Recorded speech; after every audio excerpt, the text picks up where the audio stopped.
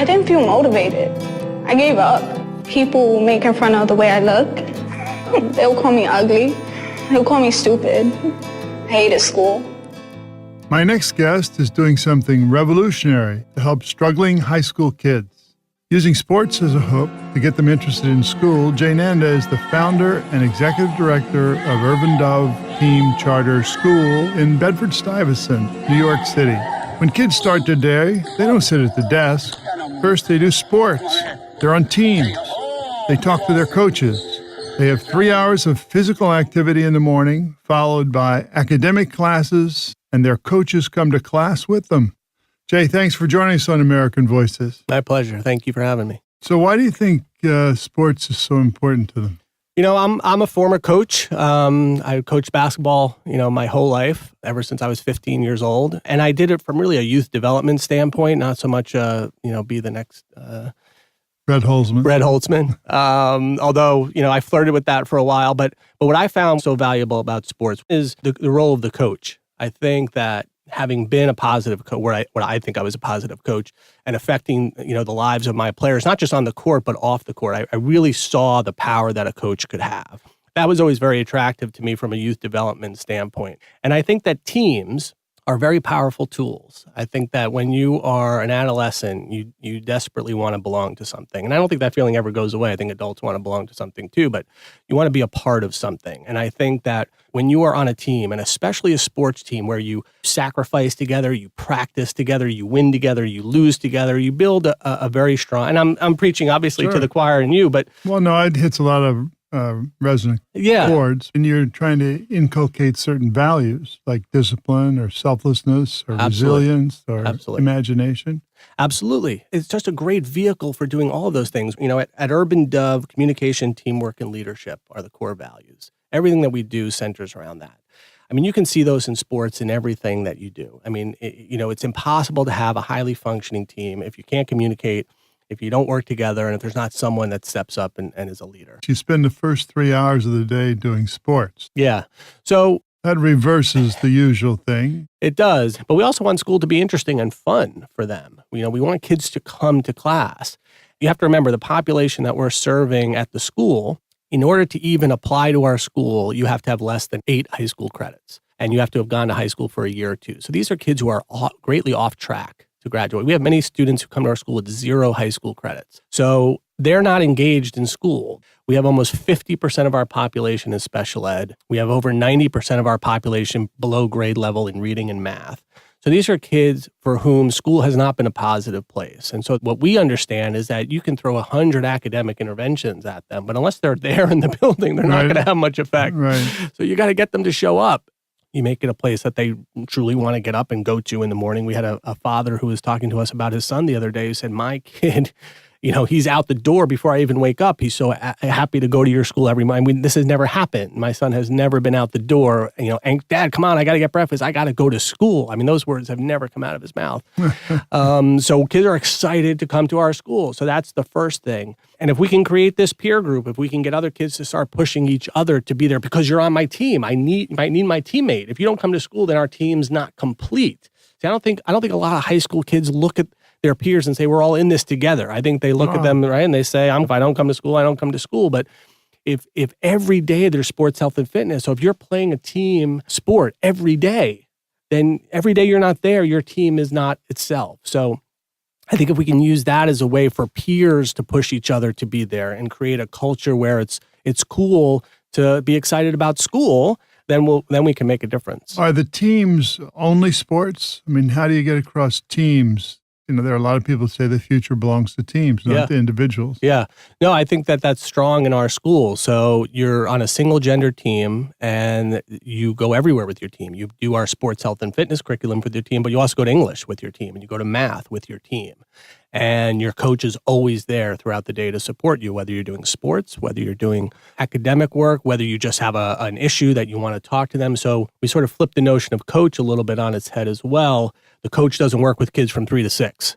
The coach works with kids all day long. And yes, they coach you on the basketball court the way, a traditional coach might. But then, at 3 o'clock or at 2:30 or 1:30, if you're struggling in English for whatever reason and you just need 5 minutes to go talk to somebody, you go talk to your coach and you sit down and this is what's going on and we diffuse whatever situation might be there, and then you hopefully go back to English class. That coach could be just the most powerful figure in your life. It's not a parent, it's not a teacher, it's not the principal, it's this unique individual for whom you would literally, do anything. So imagine if that teacher said, hey, I need you to stop yelling in the hall and I need you to go back to English and ace that test. Well, that coach might be able to get that student to do it where nobody else really could. And that's proven to be the case. So far, we've seen some great results. Our average daily attendance rate this year is over 80%, which for this population is phenomenal.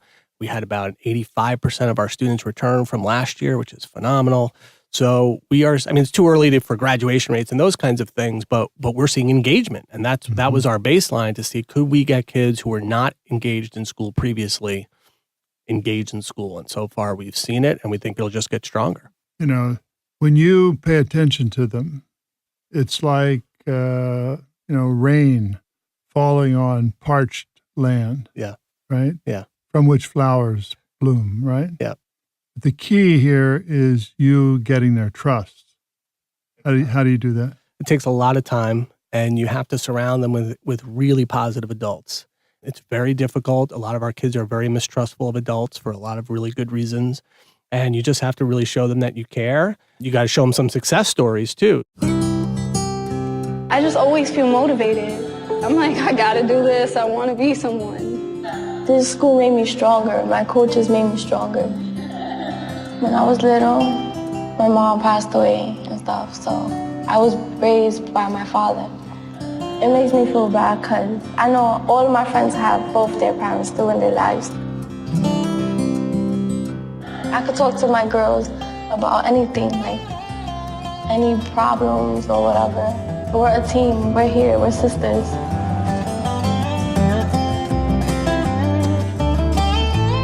So what made you realize that kids might actually respond to this? When was the moment that the light bulb went off? So the light bulb went off for me. I was coaching at a transfer high school. This is about 15 years ago. So a transfer high school is kind of what Urban Dove is, for a second chance for kids who have gone to high school and haven't succeeded. And it was the last game of the season. Basketball. And we had already made the playoffs, and the team that we were playing had already been eliminated. So it was sort of a meaningless game from that standpoint. About midway through the third quarter, we were up, a decent amount. The game was, pretty well in hand. And some of the students on the other team started to go into the locker room to get changed. And the other coach was allowing it, which I wasn't wild about. In order to get to their locker room, they had to walk by our bench, and the kids were jawing a little bit. And it just didn't feel right. Well, needless to say, the game ended, and the other team started, yelling at our kids and sort of getting a little out of control. And then one of their kids spit on one of my kids. And that just set off a huge brawl. And I was kind of like the Jeff Van Gundy, like grabbing, players' legs and trying to pull. And this was a real, I laugh about it now, but it was a very serious thing. The cops came, kids were arrested. And I was incredibly disappointed in how, my kids responded. I thought I'd sort of used basketball to get them to not do this kind of thing. And so I went home, I was very despondent. And the next day I had a team meeting, and I had a big team. I had about 16, 17 kids, and I brought them together, and I was sort of ready to share all this disappointment and how they let me down. And I looked around the room, and when I realized, I said, well, Juan, I didn't see you there. And Elvis, I didn't see you there. And I realized that a lot of the kids actually didn't participate. And then when I sort of had the full discussion, I realized I have a team of 15, 16 kids. About 8 or 9 of them, when things started going crazy, ran out the back and were like, I don't want to be a part of it. I got a playoff game next week. I'm not interested in this, and didn't participate. And I had, half my team did and threw punches, and a few kids got arrested. But I sort of realized that maybe that's not that bad, actually. Half of the kids, recognizing that this was not what they wanted to do, and had the confidence to say, I'm not going to participate, and come back the next day. And everyone said, well, how come you weren't throwing punches? And I said, I didn't want to do that. Right. And you want to do that? That's your problem. And I actually took a lot of heart from that. And that's when the light bulb went off, that maybe I am getting through. Maybe there is something about the way I'm approaching this that's having an effect on some of these kids. And instead of being, sort of a down moment, it was a very up moment. Mm-hmm. If somebody looked at the population of your school, they would say, got to be a lot of problems, a lot of behavioral problems, Yep. a lot of bullying, Yep. a lot of bad example. Are there any? Yeah. Yeah. How do you deal with them? We have a lot of behavioral issues. how do we deal with them? We do our best. And one thing that we've done this year is we're a non-suspension school, which means that we don't suspend kids. So if a kid does something wrong, we don't send them home. That's what that's a great consequence for them. These are high school kids. They get to go home and hang out. So we have a restorative practice model. So our kids, they do community service. We do other things with them that keep them engaged. That's one of the things that we've done. So what's the most rewarding moment for you so far? The most, I think we've had at Urban Dove, has been around long enough that we've actually seen the high school graduation now. We've seen even some college graduates come through the Urban Dove after school program, which we've been running for so long. So we've had a few. So you did this after school before? Before, yeah. I've been doing that since 98.